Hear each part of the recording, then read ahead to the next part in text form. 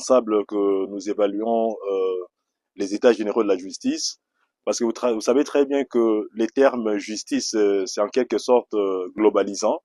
Il y a plusieurs acteurs au niveau de la justice, notamment les huissiers de justice. Et nous, en tant qu'huissiers de justice, il était vraiment important que nous puissions nous retrouver autour d'une table et nous fassions l'évaluation des états généraux, des assises des états généraux de la justice. Et en ce qui nous concerne, d'abord, nous avons loué l'initiative d'abord du magistrat suprême, le président de la République, mais également le ministre d'État, le ministre de la Justice et garde des Sceaux, qui nous ont offert une opportunité de nous exprimer, de parler de nos idées, de nos desiderata en tant que huissier de justice, les difficultés que nous éprouvons dans l'exercice de notre profession. Donc, ça valait vraiment la peine que nous puissions avoir cette évaluation aujourd'hui entre nous, les huissiers de justice.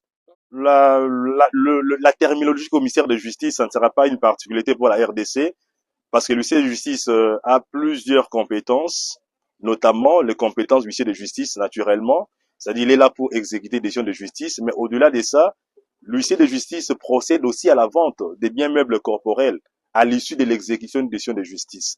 Donc, l'huissier de justice accomplit les actes des commissaires-priseurs.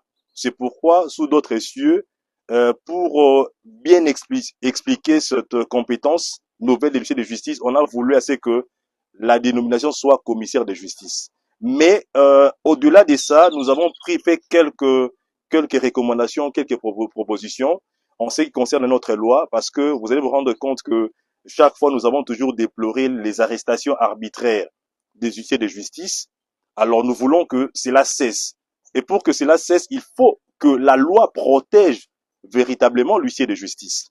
Les raisons pour lesquelles nous avons fait des propositions en ce qui concerne notre loi, par exemple, pour que l'huissier de justice soit arrêté, il faut que le président provincial soit informé, mais également l'huissier ne pourra être arrêté que par ou interpellé par le parquet général près la cour d'appel. Et cela nous éviterait les arrestations arbitraires. Et vous voyez, les arrestations arbitraires entament même le bon climat des affaires dans notre pays.